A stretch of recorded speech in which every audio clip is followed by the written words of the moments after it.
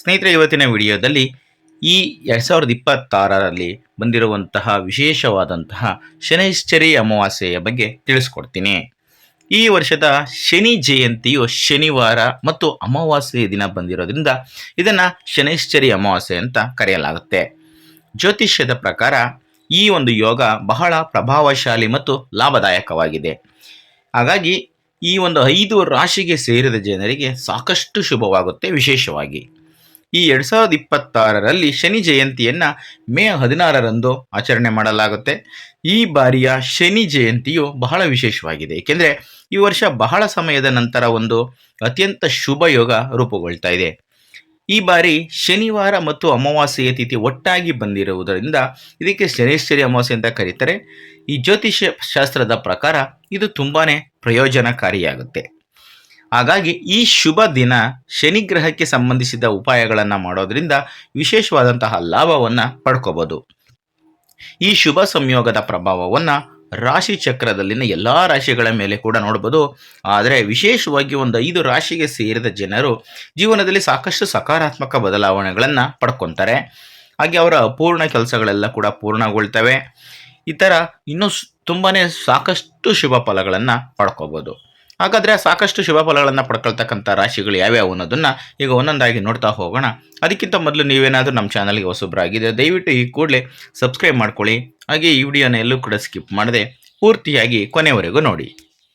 ಈಗ ವೃಷಭ ರಾಶಿ. ವೃಷಭ ರಾಶಿಗೆ ಸೇರಿದ ಜನರಿಗೆ ಶನಿ ಜಯಂತಿಯು ಹೊಸ ಅವಕಾಶಗಳ ಬಾಗಿಲನ್ನೇ ತೆರೆಯುತ್ತೆ. ಈ ಸಂದರ್ಭದಲ್ಲಿ ವೃಷಭ ರಾಶಿಗೆ ಸೇರಿದ ಜನರು ವೃತ್ತಿ ಜೀವನಕ್ಕೆ ಸಂಬಂಧಿಸಿದಂತೆ ಸಾಕಷ್ಟು ಅನುಕೂಲಕರವಾದಂತಹ ಪರಿಸ್ಥಿತಿಯನ್ನು ಪಡ್ಕೊತಾರೆ. ಹಾಗೆ ಬಹಳ ಸಮಯದಿಂದ ನಿಮ್ಮನ್ನು ಕಾಡುತ್ತಿದ್ದಂತಹ ಸಮಸ್ಯೆಗಳಿಗೆ ಕೂಡ ಈ ಸಂದರ್ಭದಲ್ಲಿ ಸೂಕ್ತ ಪರಿಹಾರಗಳು ಸಿಗ್ತವೆ. ಇನ್ನು ಈ ಶನಿ ಜಯಂತಿಯ ಸಂದರ್ಭದಲ್ಲಿ ಶನಿದೇವನ ವಿಶೇಷ ಕೃಪೆಗೆ ನೀವು ಪಾತ್ರರಾಗುವುದರಿಂದಾಗಿ ನಿಮ್ಮ ಅಪೂರ್ಣ ಕೆಲಸಗಳೆಲ್ಲ ಕೂಡ ಯಶಸ್ವಿಯಾಗಿ ಪೂರ್ಣಗೊಳ್ತವೆ ಮತ್ತು ನಿಮ್ಮ ಒಳಗಡೆ ಇರ್ತಕ್ಕಂತಹ ಉತ್ಸಾಹ ಮತ್ತು ಆತ್ಮವಿಶ್ವಾಸದಲ್ಲಿ ಸಾಕಷ್ಟು ವೃದ್ಧಿಯಾಗುತ್ತೆ. ನೀವು ಈ ಸಂದರ್ಭದಲ್ಲಿ ಅದನ್ನು ನೋಡ್ಬೋದು. ಈಗ ಮಿಥುನ ರಾಶಿ. ಮಿಥುನ ರಾಶಿಗೆ ಸೇರಿದ ಜನರಿಗೆ ಶನಿ ಜಯಂತಿಯ ಶುಭ ಸಂದರ್ಭದಲ್ಲಿ ಸಾಕಷ್ಟು ಸಕಾರಾತ್ಮಕ ಬದಲಾವಣೆಗಳನ್ನು ಪಡ್ಕೊಳ್ಳೋದಕ್ಕೆ ಅವಕಾಶಗಳು ಒದಗಿ ಬರ್ತವೆ. ಮಿಥುನ ರಾಶಿಯ ಸೇರಿದ ಜನರ ಆರ್ಥಿಕ ಪರಿಸ್ಥಿತಿಗಳು ಸಾಕಷ್ಟು ಸುಧಾರಣೆಯನ್ನು ಕಾಣ್ತವೆ.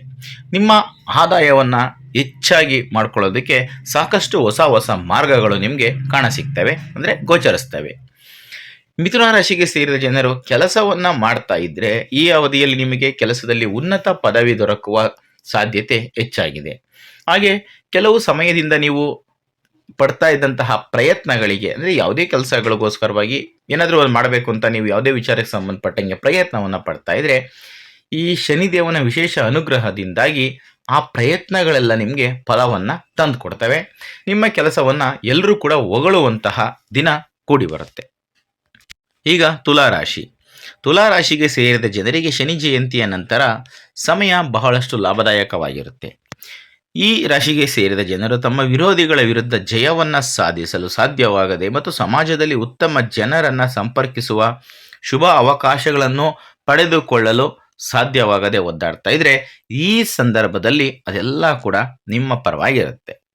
ಹಾಗೆ ಶನಿದೇವನ ವಿಶೇಷ ಅನುಗ್ರಹದಿಂದಾಗಿ ನಿಮ್ಮ ಮನೆಯಲ್ಲಿ ಸಂತೋಷಮಯವಾದಂತಹ ವಾತಾವರಣ ನೆಲೆಸುತ್ತೆ ಮತ್ತು ವಿಶೇಷವಾಗಿ ತಾಯಿ ತಂದೆಗೆ ಸಮಾನವಾದಂತಹ ವ್ಯಕ್ತಿಯಿಂದ ನಿಮಗೆ ಅಪಾರವಾದಂತಹ ಲಾಭ ದೊರಕುವ ಸಂದರ್ಭ ನಿರ್ಮಾಣಗೊಳ್ಳುತ್ತೆ.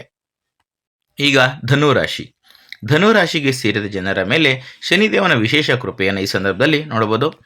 ಈ ಅವಧಿಯಲ್ಲಿ ಧನುರಾಶಿಗೆ ಸೇರಿದ ಜನರಿಗೆ ಯಾವುದಾದರೂ ಸರಿ ಶುಭ ಸುದ್ದಿ ಸಿಗುವ ಸಾಧ್ಯತೆ ಇದೆ. ಇದರಿಂದ ಮನಸ್ಸು ಹೆಚ್ಚು ಸಂತೋಷದಿಂದ ಕೂಡಿರುತ್ತೆ.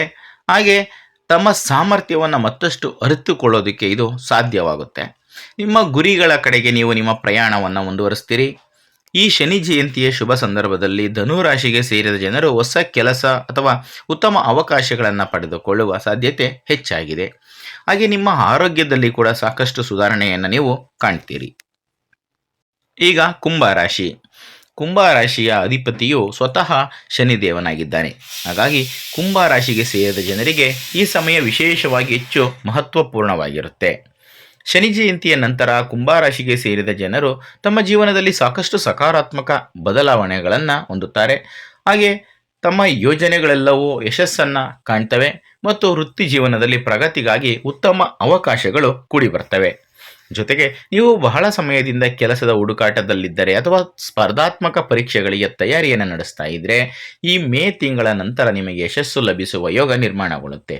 ಜೊತೆಗೆ ಸಮಾಜದಲ್ಲಿ ನಿಮ್ಮ ಗೌರವ ಮತ್ತು ಖ್ಯಾತಿ ಹೆಚ್ಚಾಗುತ್ತೆ.